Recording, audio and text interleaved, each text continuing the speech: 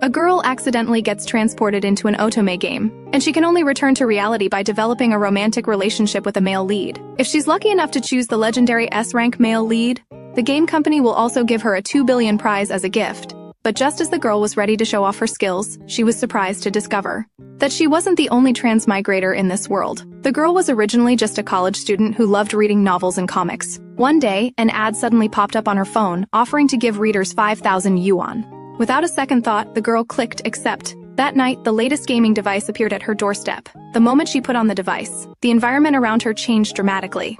European-style decor, maids everywhere, and a luxurious princess dress on her body led the girl to conclude that she had transmigrated. A few hours later, she found a beginner's gift package in her room, which contained an introduction to the game and some items. It turned out to be a game world based on the setting of a novel. After entering the game, players possessed the bodies of characters from the novel. The girl couldn't believe she had been tricked into a game over a mere 5,000, and not only could she not return to reality, but she hadn't seen a shadow of the money. Fortunately, however, she had a face that looked like a female lead's, no matter how you looked at it. Just then, a maid knocked and entered. She told the girl that Duke Byrne was about to arrive. The character the girl possessed was named Daisy. Not long ago, her barren parents passed away. As the heiress, Daisy should have enjoyed a luxurious aristocratic life. But the Baron and his wife didn't expect to pass away before their daughter was married. They had long ago left a will to donate the mansion and their entire inheritance upon their death. Later, her cousin Duke Byrne took pity on her and decided to become her guardian and adopt her. Hearing this news, Daisy was very anxious. What if he was a creepy old man who was after her beauty? The next moment, a handsome man stepped out of the carriage. Daisy was instantly dazzled. Hearing the Duke solemnly promise to take care of her, Daisy began to fantasize in her mind about a forbidden romance storyline with her cousin. She couldn't help but be moved. Such a handsome man had sworn to protect her for life. Upon arriving at the Duke's mansion, Byrne had to leave on business. The butler led Daisy to her room, saying to let him know if she needed anything. Daisy smiled and agreed. As soon as the butler left, Daisy's smile vanished. She angrily cursed at her surroundings, asking if someone was watching her. For a while now, strange system pop-ups had been appearing before her eyes. It introduced itself as the player's system, and claimed its existence could help Daisy. It turned out this wasn't just a simple romance harem game. Besides Daisy, there were 99 other players. All players were evenly distributed among the 3 nations of Spring, Summer, and Autumn, and the remaining one would possess the body of a fallen kingdom's princess in the Winter Nation. Although Daisy's parents had just passed away, and all her assets were donated, leaving her penniless, Daisy felt her luck was still pretty good compared to the fallen princess. To end the game and return to reality, she needed to complete the original character's storyline. The character of Daisy was created based on the novel The Rich Daily Life of the Empire's Villainess. She happened to have read this novel and knew the plot. She remembered that the protagonist in the novel was clearly a super-rich heiress. So what was with her being penniless now? The system explained that to avoid copyright infringement, only parts of the character's settings were used, and the rest of the story needed to be completed by the player. The girl couldn't be bothered with its nonsense. She held out her hand and asked the system for money. Being rich is the core of that novel. The system refused, no matter what. Daisy looked displeased and instantly lost her enthusiasm for the game. The system had no choice but to tell her that there were many other characters in the game waiting for her to discover. Hearing this, the girl's smile returned. That night, Daisy enthusiastically dove into studying the game's content. Suddenly, she noticed a strange application on the desktop. After clicking it, she discovered it was a forum specifically for players. In the forum, everyone was forbidden from discussing their real lives. Their nicknames were also all uniformly Miss. Full of curiosity, Daisy started examining the forum's content. What caught her eye was a post asking for help. The poster said she was a miss from the Spring Nation. Because she hadn't been careful with her words, a murderer would be coming to her home next week to kill her. Since the death of a game character doesn't affect reality, most players didn't take their in-game lives seriously.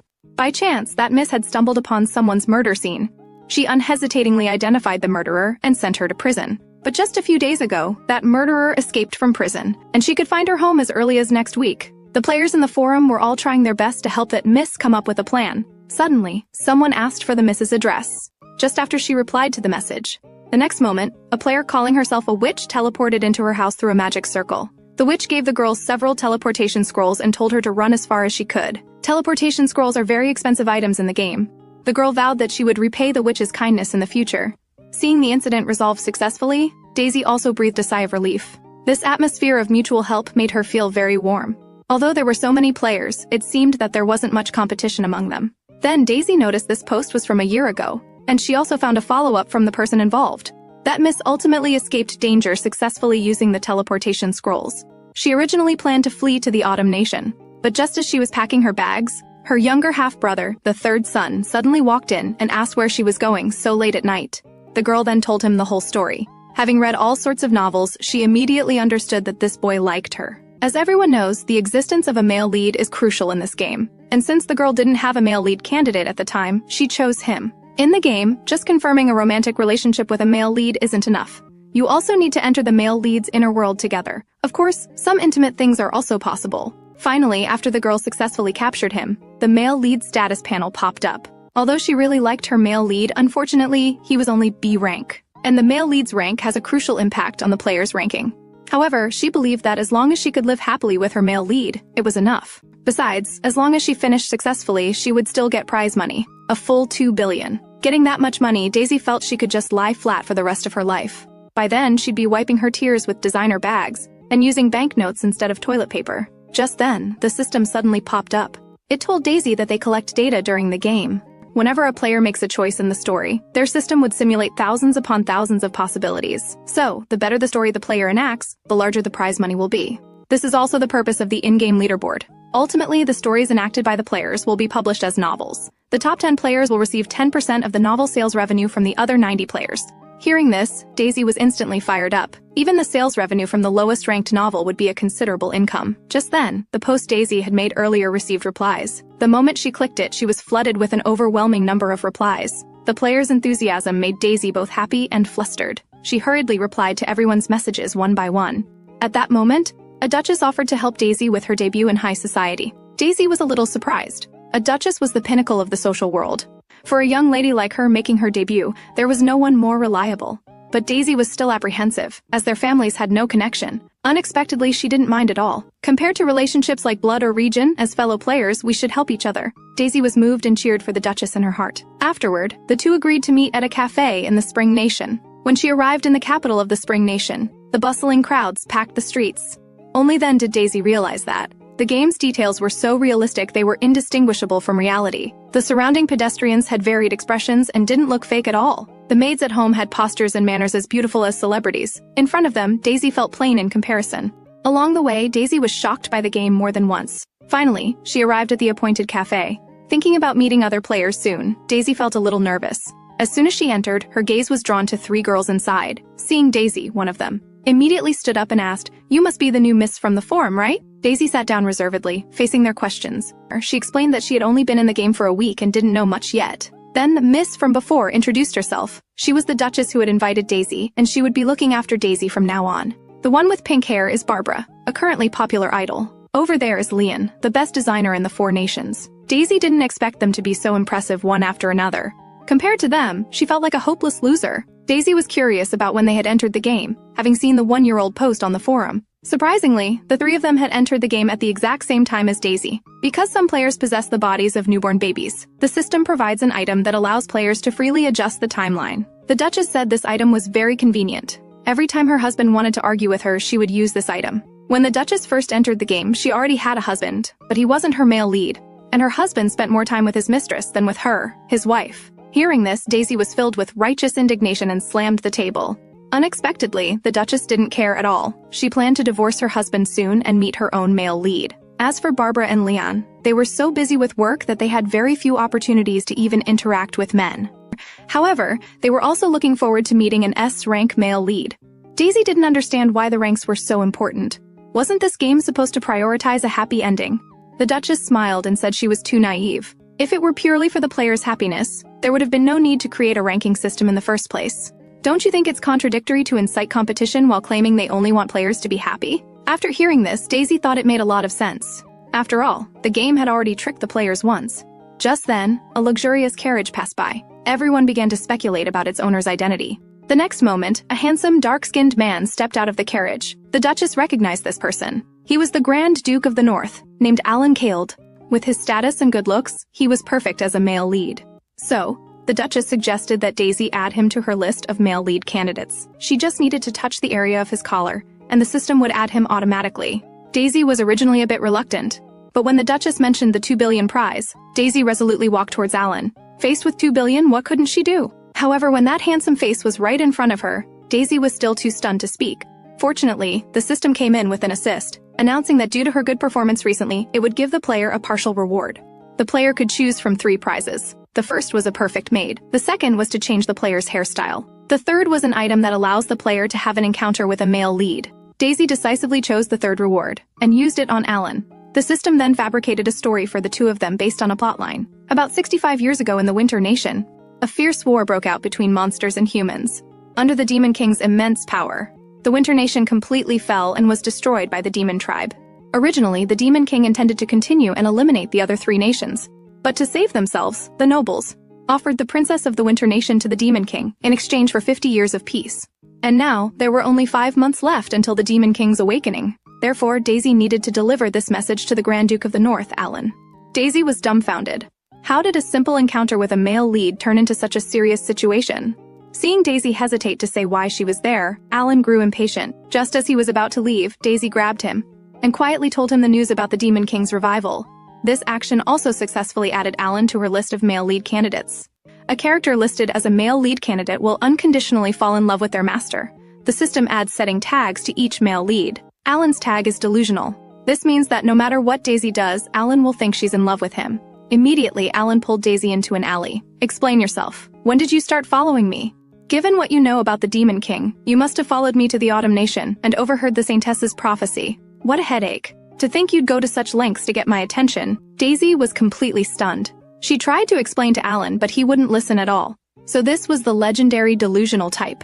When Daisy read about it in novels, she just found it amusing, never expecting it to be so torturous. Suddenly, Alan grabbed Daisy's hand excitedly, warning her not to tell anyone else about the Demon King. Just then, her cousin Duke Byrne appeared just in time to save her. What are you doing? Get away from my sister! The Duchess came forward and apologized to Daisy. She had seen Alan take Daisy away from the cafe earlier and sensed something was off, so she was about to follow. A passing Duke heard about the situation and came along too. But I didn't expect you two to be related. To be honest, Daisy had been a little scared when she was suddenly pulled into the alley. She was very happy that the Duchess had gone to such lengths for her. Seeing Daisy move to tears, the Duchess immediately started reprimanding Alan.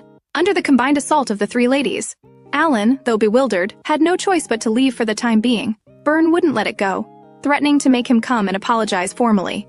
After Alan left, Byrne asked if Daisy's hand was hurt. Hearing Daisy say it wasn't, Byrne sighed in relief. But you haven't even made your social debut yet. How do you know so many girls?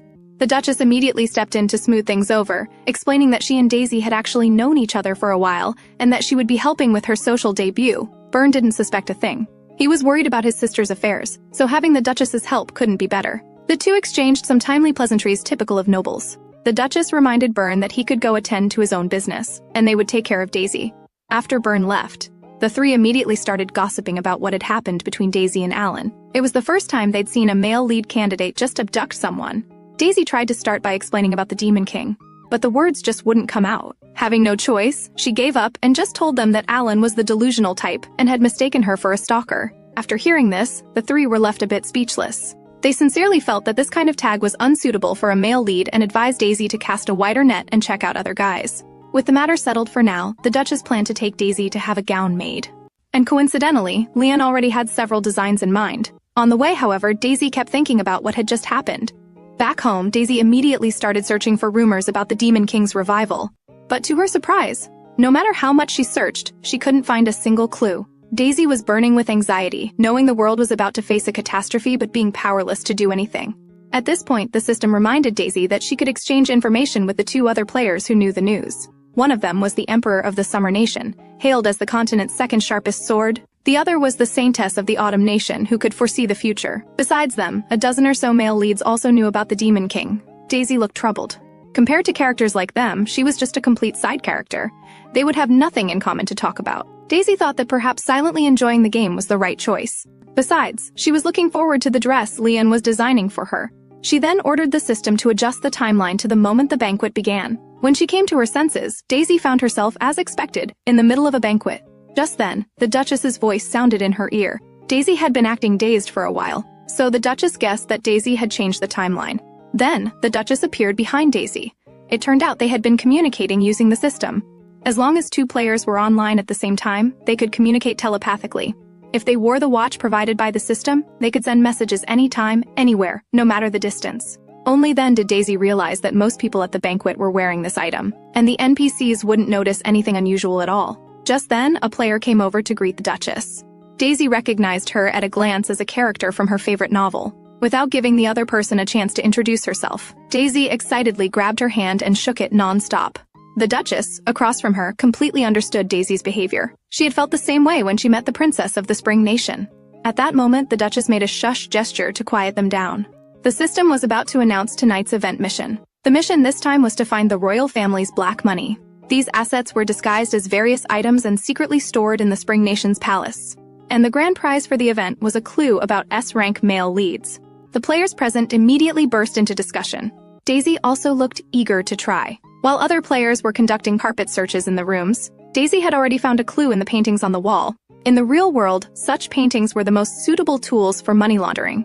She unhesitatingly submitted all the paintings on the wall as mission items. As the event time ended, the system announced it would anonymously send prizes to the winners. The next moment, a cry of surprise came from the crowd. Although it was anonymous, their excited reactions had already exposed them as the winners. Immediately after, Daisy received the first-place prize for the event. Although she couldn't quite believe it, she didn't make a scene like the others, but quietly slipped out of the crowd, just as she was gleefully preparing to go home. The system suddenly warned that the item would be forcibly used within 1 minute. Before Daisy even had time to curse the system, she was teleported to a balcony. A familiar voice sounded in her ear. She turned her head to see that it was none other than Alan from before. Startled, Daisy quickly stepped back and demanded to know what was going on. Hearing this, Alan was completely baffled. In his eyes, this was no different from their first meeting. She had also rushed straight into his arms so suddenly and without reservation. Could it be that you really like me that much? Although Daisy was speechless inside, the urgent matter was to take this opportunity to ask about the Demon King. Alan's smile vanished instantly, and he warned Daisy not to fixate on this matter. If the news were to leak, it would only cause public panic. If you can keep your promise, I don't mind having dinner with you on Thursday. Daisy hurriedly waved her hands to refuse. Unexpectedly, Alan mistook it for her playing hard to get. Well, no need to be so surprised. It's settled then. I'll pick you up on Thursday afternoon. Daisy was dumbfounded. But before she could recover, she was teleported again to another palace. The decorative style here was vastly different from the Spring Nation. Right in front of her was a half-open door. Daisy moved closer to the crack in the door to observe carefully. There, she saw the second S-rank male lead candidate. Hearing his conversation with his subordinate, Daisy learned he was the Crown Prince of the Autumn Nation. Considering the Grand Duke of the North, Alan, she couldn't imagine what noble status the third male lead would have. Just as Daisy was lost in her fantasies, she suddenly heard the two people in the room talking about her. It seems a commoner recently found out about the time of the Demon King's revival. According to Alan, that person is an admirer of his who happened to overhear the Saintess's prophecy by chance. But the Crown Prince was not convinced by this explanation. Secretly gathering information about the Demon King, she might be doing this to interfere with our subjugation mission. As he spoke, the Crown Prince gathered magic in his palm. Endless vines appeared out of thin air and bound Daisy from behind the door. He had placed barriers everywhere in this place. He didn't expect Daisy to still be able to sneak in. At this moment, the Crown Prince became more and more convinced that Daisy's intentions were impure. Daisy couldn't defend herself and could only say there was a misunderstanding. Of course, the Crown Prince wouldn't believe such words. Just as he was about to strike Daisy, a magical force suddenly helped Daisy break free from her bonds and escape. It turned out the system had teleported Daisy to the next location. At this moment, Daisy hadn't yet recovered from the recent crisis. All around her was a world of ice and snow, with no one in sight. But for some reason, Daisy felt a strange sense of familiarity with her surroundings. With a roar, a monster suddenly appeared behind Daisy. The huge monster terrified Daisy so much that she trembled and couldn't move. However, in the blink of an eye, the monster was struck down by an ice pillar that came from nowhere. While Daisy was still stunned, a figure emerged from the white snow.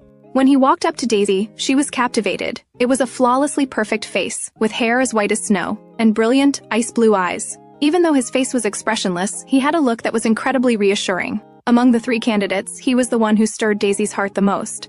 Just then, he reached out and caressed Daisy's cheek. The sudden action startled Daisy. The next moment, the system announced that the trip was over and would return the player to her original location. Daisy wanted to ask for his name, but before she could speak, she was sent back. Daisy was incredibly frustrated. In the end, she didn't even get to say a single word. However, what she didn't know was that her image was now deeply engraved in his heart. Just then, the Duchess's anxious voice called out. It turned out that after the event ended, she hadn't been able to find any trace of Daisy. Worried that she had gotten lost, the Duchess came out to look for her. Daisy then told her about winning first place. Just as she was about to share information about the S-rank male lead, the Duchess insisted it was Daisy's own achievement and politely declined. In truth, the Duchess had always been wary of the quests issued by the system. If players delved deeper into the game solely by following the system's instructions, The competition among them would surely become more intense. Tonight's event prize was the best example, although she couldn't guess the system's true purpose for now. She hoped the players could help each other and have a pleasant time. Therefore, the Duchess didn't want to get involved in the contest for the S-rank male lead. Hearing this, Daisy agreed with the Duchess's sentiment. Originally, she had just planned to slack off and get by with any ending. But when the event quest was announced, she couldn't help but chase after the reward. To protect her small inner peace, Daisy decided to temporarily hide the news about the S-rank male lead. However, just as Daisy was planning to live a leisurely, noble life, her cousin Byrne brought the dreadful news that the Crown Prince of the Autumn Kingdom was looking for Daisy. Upon hearing the news, Daisy was thunderstruck. If she were caught this time, she might die without a trace, with no chance to even beg for mercy. To save her life, she decided to be shameless and play dumb. She told Byrne she didn't know any crown prince at all. Besides, for a crown prince to visit without a word was far too improper. Even for the family's honor, Daisy would never meet him. Byrne thought it made sense. He told Daisy not to worry, and that he would ask him to reschedule the meeting. Daisy breathed a sigh of relief. Just as she was gloating over her cleverness, she turned her head and saw the crown prince sitting on her windowsill. She was instantly dumbfounded. Faced with the crown prince's greeting, Daisy was too flustered to speak coherently. The crown prince chuckled. "I didn't expect you to forget me so quickly, my lady. I've been thinking about you a great deal. Shall I use my powers to help you remember?" Under the blatant threat, Daisy broke into a cold sweat. She told herself to calm down. It was just a game, and dying would only mean a loss of 2 billion. Daisy asked him how he found this place. It turned out the crown prince had wanted to discuss matters with Alan, but Alan said he had other plans today.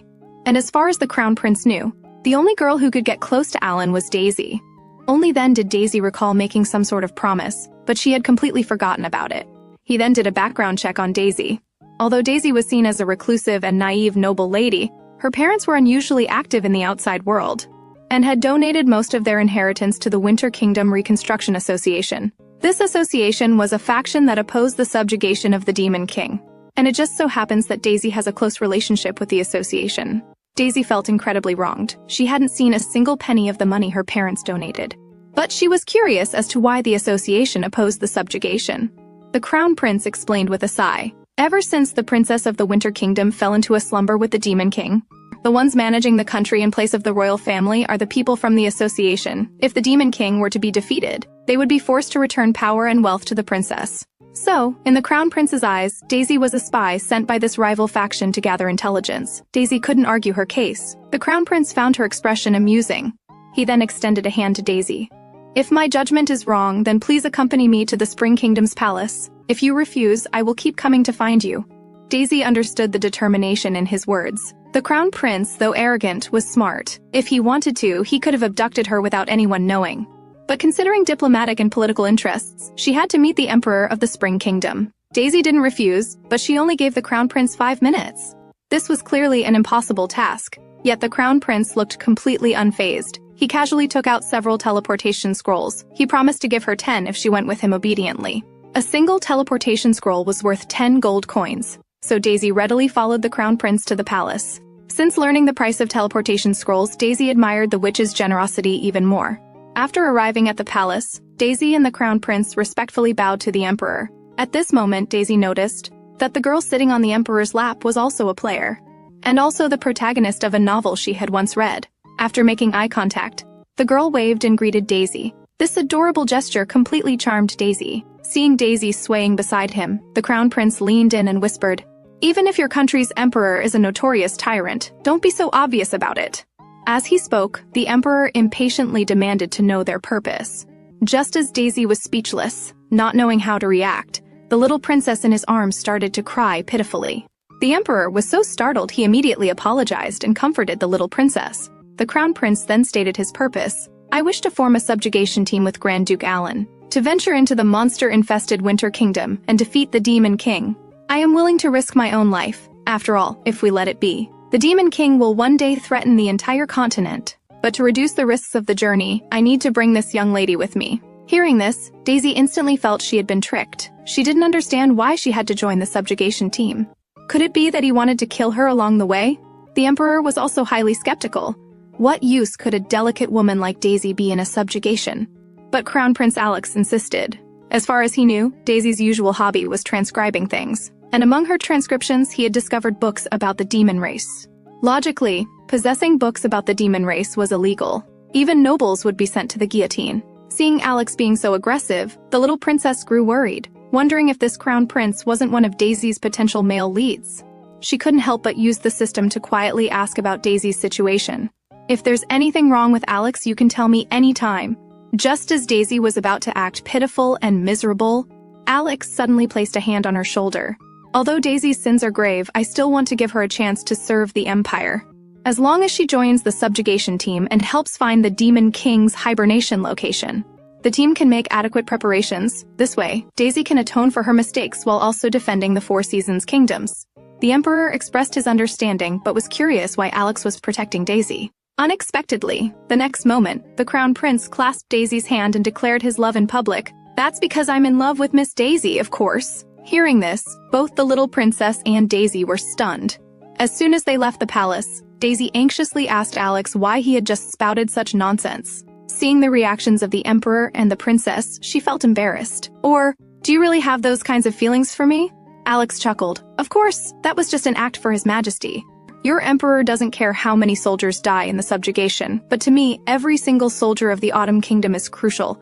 Since I want to coax the Spring Kingdom's Emperor into sending troops, I naturally have to say something nice for him to hear. Besides, your knowledge is indeed useful, so using love as a pretext at this moment is certainly the most effective."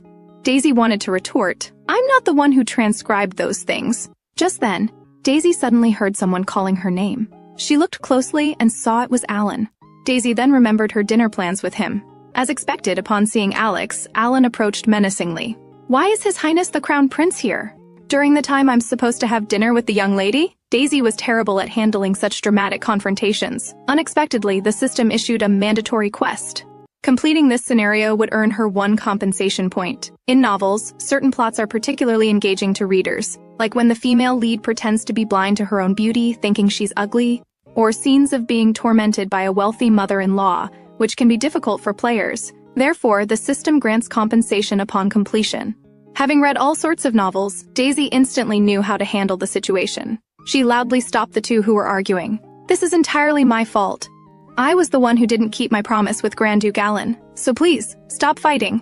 Alex was taken aback by Daisy's overly dramatic and delicate act, thinking she'd lost her mind, and reached out to ask what was wrong. But Daisy slapped his hand away. Her mind was filled with the system's reward. "Don't come any closer, Your Highness. If this continues, you'll be the only one who gets hurt." Alex was dumbfounded. He turned to ask Alan if he knew what was going on.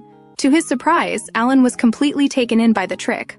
Looking at the two of them, the Crown Prince seriously wondered if he was the one with the problem.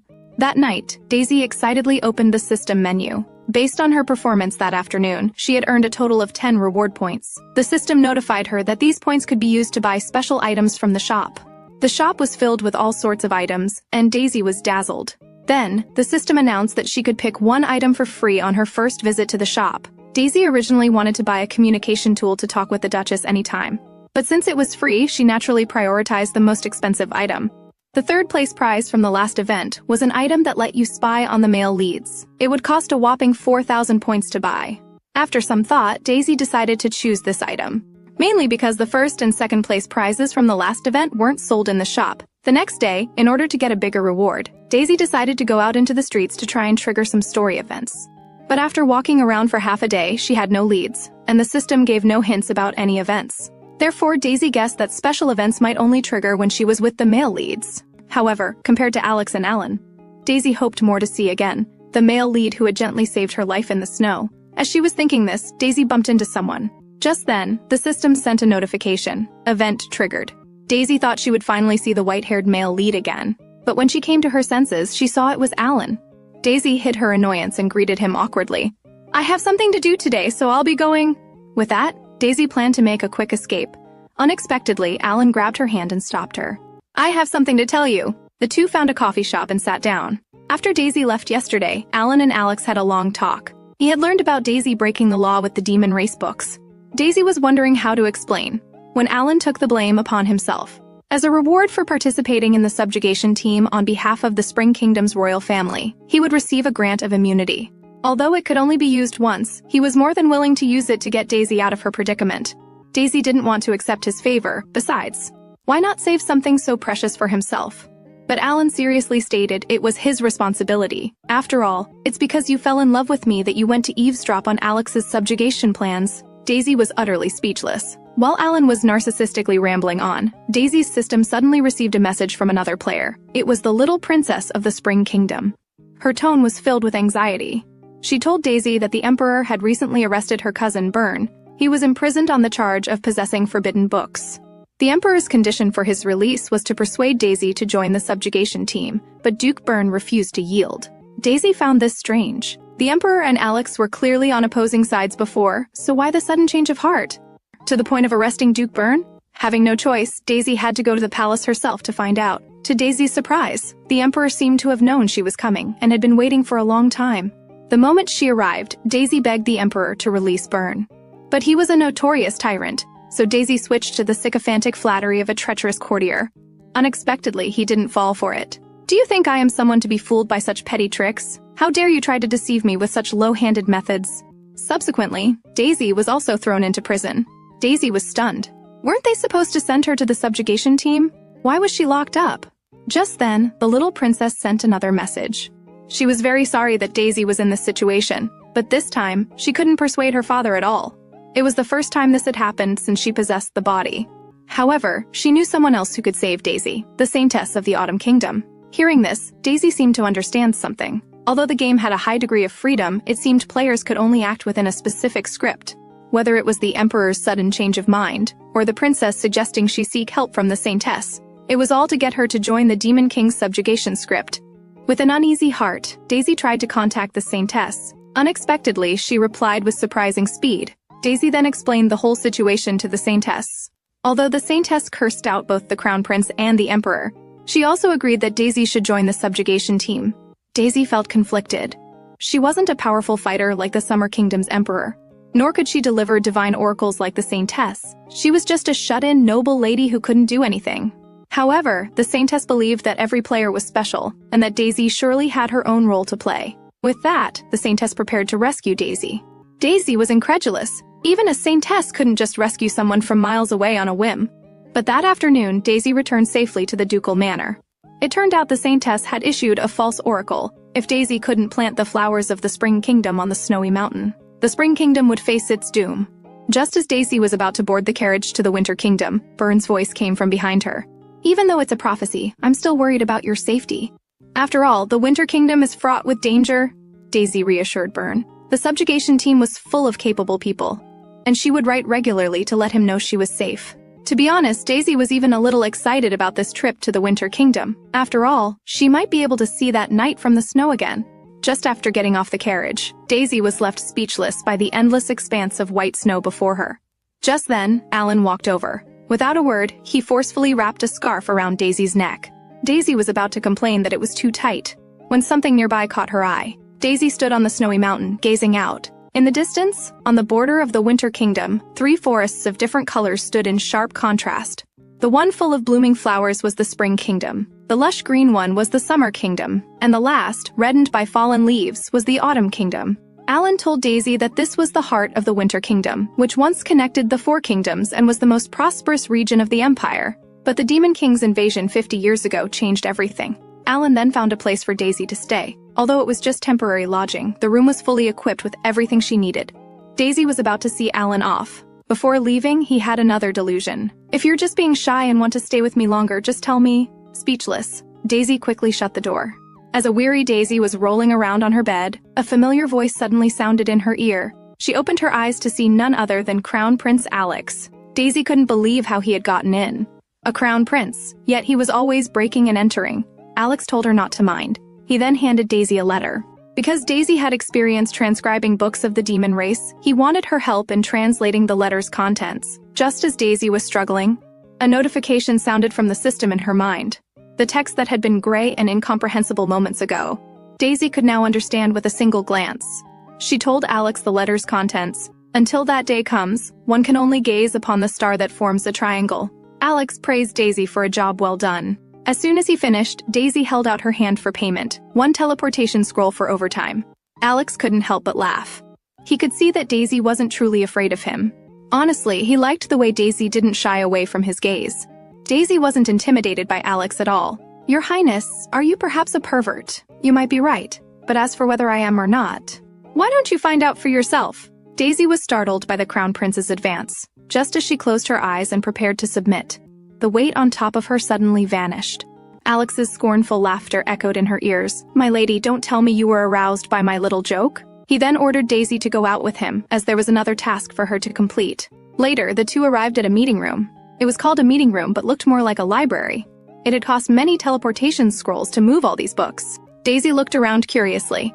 Then, a painting in the center of the room caught her attention. And this was the second task Alex had for her. For some reason, the moment she saw the painting, Daisy felt a strange sense of familiarity. It was a work painted by the Demon King himself to commemorate his late wife, a love letter to her. Alex hadn't expected the Demon King to be such a devoted husband. He asked Daisy what meaning was hidden in the painting. Daisy carefully read the message contained within the painting. "Decades have passed since my wife left this world because of humans. Yet I am forced to remain confined within this city, unable to leave. Every time I slumber, I hope to see your figure again upon waking. But the fact that I have lost you never changes. As the years go by, my memories of you fade, and now I can't even long for you anymore." Daisy was moved to tears by the painting's content. Seeing this, Alex was momentarily at a loss. He offered his sleeve. "If you want to cry, use this. The meeting is about to start. Use it as much as you want before I change my mind." Of course, Daisy didn't hold back. Alex regretfully wanted to ask Daisy for the dry cleaning fee. Just then, the door to the meeting room opened. Daisy recognized the person instantly. Even though it was their first meeting, the holy and noble aura she exuded made it clear that she was the Saintess of the Autumn Kingdom who had recently saved Daisy from prison. Daisy immediately looked at her with adoration. The Saintess politely greeted Daisy. "Miss Daisy, you're even more interesting than I imagined. I'm sure Diana will like you too." Daisy was wondering who Diana was, when a valiant and heroic empress walked in. Daisy's eyes were glued to her, even though they were all women. Both Daisy and the Saintess admired the Empress's charm. Just by sitting there, she radiated a powerful and intimidating presence. Daisy stood up and greeted the Empress. Diana smiled and told her not to be so formal. At this moment, Daisy noticed that the two attendants behind the Empress had no intention of greeting Alex. Instead, they kept glaring at him with hostility. Daisy was confused. She quietly asked the Saintess what was going on. It turned out the Summer Kingdom and the Autumn Kingdom were originally rival nations. Moreover, those two only took orders from Diana, so even the Saintess could do nothing about it. Everyone knew the Empress of the Summer Kingdom was the Empire's second sharpest sword, and her two attendants were ranked third and fourth. They were all captivated by Diana's charm and chose to follow her. In comparison, the Emperor of Daisy's own country was simply unreasonable. Initially, she had been anxious about joining the subjugation, but after meeting the Saintess and the Empress, that burden lessened considerably. Afterwards, the group began to discuss the subjugation plan. Daisy's job was to take minutes of the meeting. However, having no relevant experience, Daisy sometimes couldn't understand what they were talking about at all.